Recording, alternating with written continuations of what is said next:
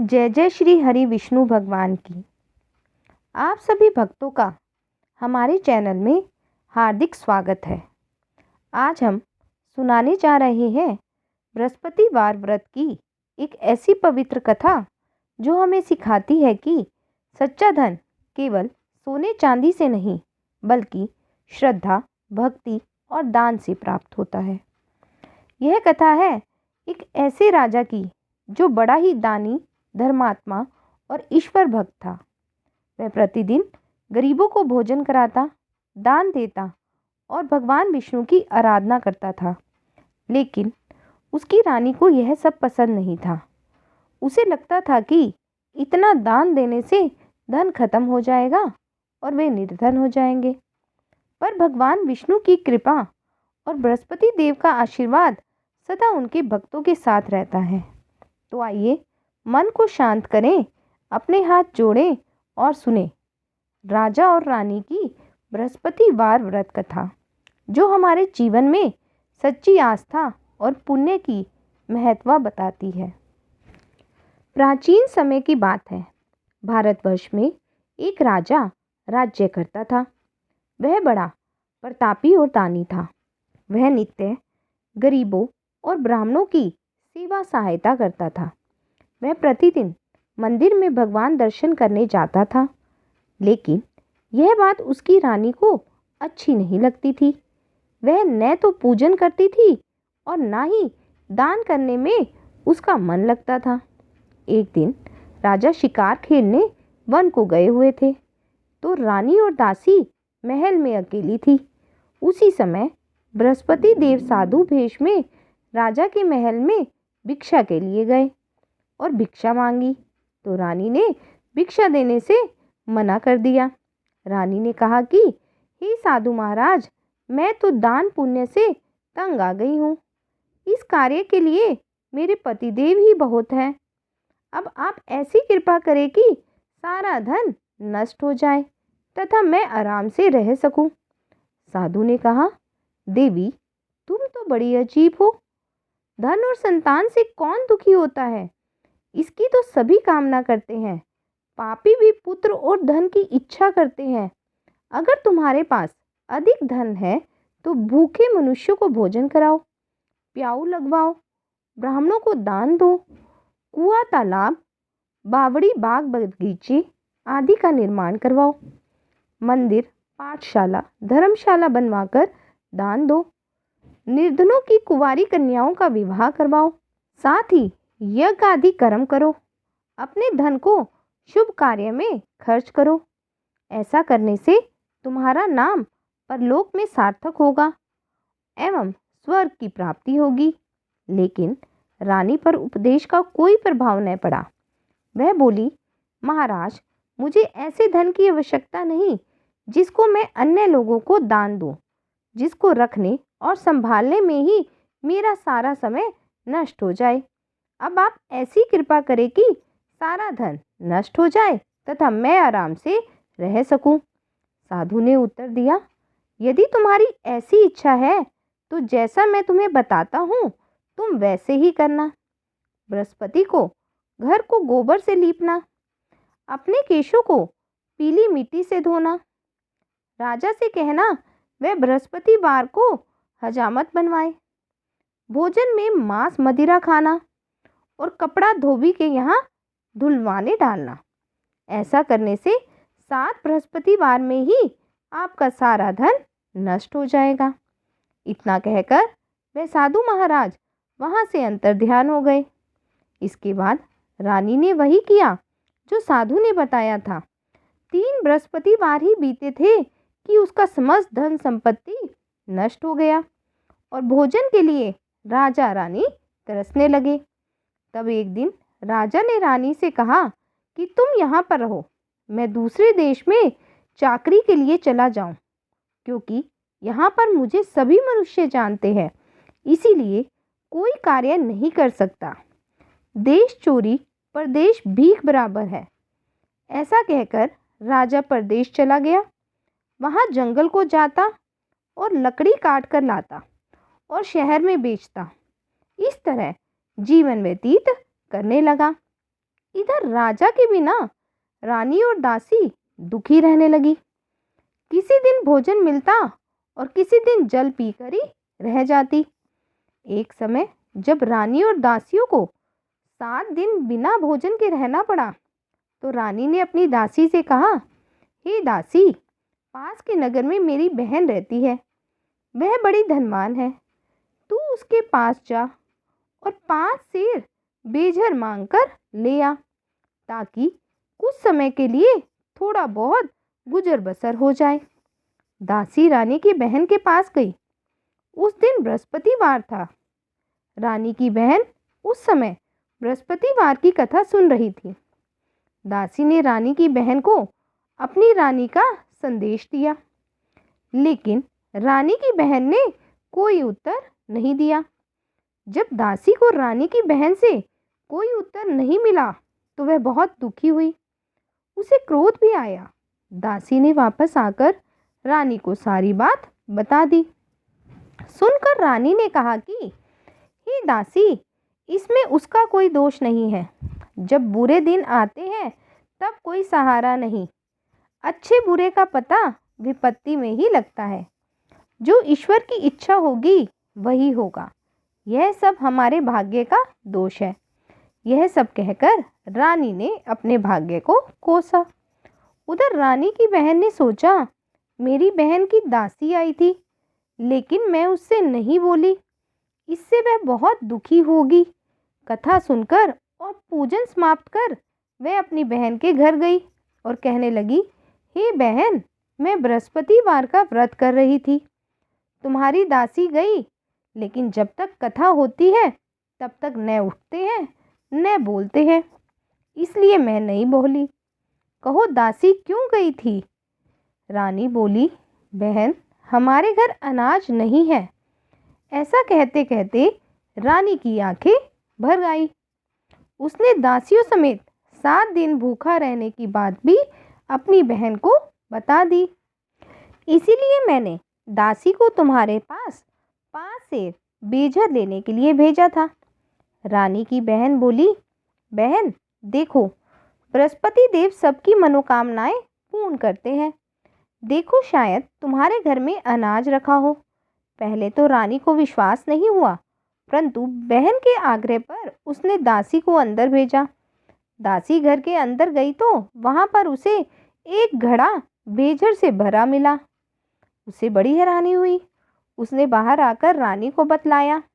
दासी रानी से कहने लगी, हे रानी, जब हमको भोजन नहीं मिलता तो हम व्रत ही तो करते हैं। इसीलिए क्यों ना इससे व्रत और कथा की विधि पूछ ली जाए। हम भी व्रत किया करेंगे। दासी के कहने पर रानी ने अपनी बहन से बृहस्पति व्रत के बारे में पूछा। उसकी बहन ने बतलाया, बृहस्पतिवार के व्रत में चने की दाल, गुड़ और मुनक्का से विष्णु भगवान का केले के वृक्ष की जड़ में पूजन करें तथा दीपक जलाएं तथा कथा सुने। उस दिन एक ही समय भोजन करें। भोजन में पीले खाद्य पदार्थ का सेवन जरूर करें। इससे गुरु भगवान प्रसन्न होते हैं, अन्न, पुत्र और धन का वरदान देते हैं, साथ ही सभी मनोकामनाएं पूर्ण करते हैं। व्रत और पूजन की विधि बताकर रानी की बहन अपने घर लौट आई। रानी और दासी दोनों ने निश्चय किया कि बृहस्पति देव भगवान का पूजन जरूर करेंगे। 7 रोज बाद जब बृहस्पतिवार आया तो उन्होंने व्रत रखा। गुड़साल में जाकर चना और गुड़ बीन ले आई और उसकी दाल से केले की जड़ तथा विष्णु भगवान का पूजन किया। अब पीला भोजन कहाँ से आए, दोनों बड़ी दुखी हुई, परंतु उन्होंने व्रत किया था, इसीलिए बृहस्पति देव भगवान प्रसन्न थे। एक साधारण व्यक्ति के रूप में वे 2 थालों में पीला भोजन लेकर आए और दासी को देकर बोले, हे दासी, यह भोजन तुम्हारे और तुम्हारी रानी के लिए है। इसे तुम दोनों ग्रहण करना। दासी भोजन पाकर बहुत प्रसन्न हुई। उसने रानी से कहा, चलो रानी जी, भोजन कर लो।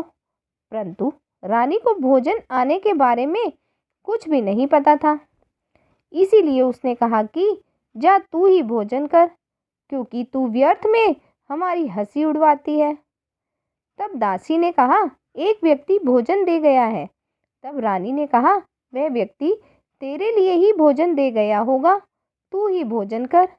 तब दासी ने कहा, वह व्यक्ति हम दोनों के लिए 2 थालों में सुंदर पीला भोजन दे के गया है, इसीलिए मैं और आप दोनों ही साथ साथ भोजन करेंगे। यह सुनकर रानी बहुत प्रसन्न हुई और दोनों ने गुरु भगवान को नमस्कार कर भोजन किया। उसके बाद से वे प्रत्येक बृहस्पतिवार को गुरु भगवान का व्रत और पूजन करने लगी। बृहस्पति भगवान की कृपा से उनके पास धन हो गया, लेकिन रानी फिर पहले की तरह आलस्य करने लगी। तब दासी बोली, देखो रानी, तुम पहले भी इस प्रकार आलस्य करती थी, तुम्हें धन के रखने में कष्ट होता था, इस कारण सभी धन नष्ट हो गया। अब गुरु भगवान की कृपा से धन मिला है, तो फिर तुम्हें आलस्य नहीं होना चाहिए। बड़ी मुसीबतों के बाद हमने यह धन पाया है, इसीलिए हमें दान पुण्य करना चाहिए। अब तुम भूखे मनुष्यों को भोजन करवाओ, प्याऊ लगवाओ, ब्राह्मणों को दान दो, कुआं, तालाब, बावड़ी और बाग बगीचे आदि का निर्माण करवाओ, निर्धनों की कुंवारी कन्याओं का विवाह कराओ, साथ ही यज्ञ आदि कर्म करो। अपने धन को शुभ कार्यों में खर्च करो, जिससे तुम्हारे कुल का यश बढ़े और स्वर्ग प्राप्त हो और पितृ प्रसन्न हो। दासी की बात मानकर रानी शुभ कार्य करने लगी। आपस में विचार करने लगी कि न जाने राजा किस दशा में होंगे, उनकी कोई खोज खबर भी नहीं है। उन्होंने श्रद्धा पूर्वक बृहस्पति भगवान से प्रार्थना की कि राजा जहाँ कहीं भी हो शीघ्र वापस आ जाए। उसी रात्रि को बृहस्पति देव ने राजा को स्वप्न में कहा कि हे राजा, उठ, तेरी रानी तुझको याद करती है, अपने देश को लौट जा। राजा प्रातःकाल उठा और जंगल से लकड़ी काटने के लिए जंगल की ओर चल पड़ा। जंगल से गुजरते हुए विचार करने लगा कि रानी की गलती से उसे कितने दुख भोगने पड़े। राजपाट छोड़कर जंगल में आकर रहना पड़ा, लकड़ी काटकर शहर में बेचकर गुजारा करना पड़ा और अपनी दशा को याद करके व्याकुल होने लगा। उसी समय राजा के पास बृहस्पति देव साधु के वेश में आकर बोले, हे लक्कड़हारे, तुम इस सुनसान जंगल में किस चिंता में बैठे हो, मुझे बतलाओ। यह सुन राजा के नेत्रों में जल भर आया। साधु की वंदना कर राजा ने अपनी संपूर्ण कहानी सुना दी। महात्मा दयालु होते हैं। वे राजा से बोले, हे राजा, तुम्हारी पत्नी ने बृहस्पति देव के प्रति अपराध किया था, जिसके कारण तुम्हारी ये दशा हुई। अब तुम चिंता मत करो, भगवान तुम्हें पहले से अधिक धन देंगे। देखो, तुम्हारी पत्नी ने बृहस्पतिवार का व्रत शुरू कर दिया है। अब तुम भी बृहस्पतिवार के व्रत में चने की दाल, गुड़ और मुनक्का से विष्णु भगवान के केले के वृक्ष की जड़ में पूजन करो तथा दीपक जलाकर कथा सुनो। उस दिन एक ही समय भोजन करना, लेकिन भोजन में पीले खाद्य पदार्थ का सेवन जरूर करना। भगवान तुम्हारी सब मनोकामनाओं को पूर्ण करेंगे। साधु की बात सुनकर राजा बोला, हे प्रभु, लकड़ी बेचकर तो इतना पैसा भी नहीं बचता जिससे भोजन के उपरांत कुछ बचा सकूं। मैंने रात्रि में अपनी रानी को व्याकुल देखा है। मेरे पास कोई साधन नहीं जिससे उसका समाचार जान सकूं। फिर मैं कौन सी कहानी कहूं, यह भी मुझको मालूम नहीं है। साधु ने कहा, हे राजा, मन में बृहस्पति भगवान के पूजन व्रत का निश्चय करो। वे स्वयं तुम्हारे लिए कोई राह बना देंगे। बृहस्पतिवार के दिन तुम रोजाना की तरह लकड़ियां लेकर शहर में जाना। तुम्हारे रोज से 2 गुना धन मिलेगा, जिससे तुम भली भांति भोजन कर लोगे और बृहस्पति देव की पूजा का सामान भी आ जाएगा। राजा ने ऐसा ही किया और उसको मनोवांछित फल की प्राप्ति हो गई। इस प्रकार जो भी यह कथा पढ़ता या सुनता है, उसके सभी मनोरथ पूर्ण होते हैं। बोलो बृहस्पति देव भगवान की जय। इस प्रकार बृहस्पति देव की कृपा से राजा और रानी का जीवन फिर से सुख शांति और समृद्धि से भर गया। रानी ने समझ लिया कि सच्चा धन तिजोरियों में नहीं बल्कि दान धर्म और भक्ति में छिपा है। जो व्यक्ति श्रद्धा से बृहस्पतिवार का व्रत करता है, भगवान विष्णु और बृहस्पति देव उसके जीवन से दरिद्रता, दुख और कलह को दूर कर देते हैं। उसके घर में सदा लक्ष्मी का वास रहता है और परिवार में प्रेम और शांति बनी रहती है। इसीलिए भक्तजनों हर बृहस्पतिवार को पीले वस्त्र धारण करें, पीले फूल और केले का भोग लगवाएं और सच्चे मन से यह कथा सुने और सुनाएं। अगर आपको यह कथा पसंद आई हो तो वीडियो को लाइक करें, शेयर करें और चैनल को सब्सक्राइब ज़रूर करें ताकि ऐसी ही भक्ति और प्रेरणादायक कथाएं आप तक पहुंचती रहे। जय जय श्री हरि विष्णु भगवान की जय। जय बृहस्पति देव की जय।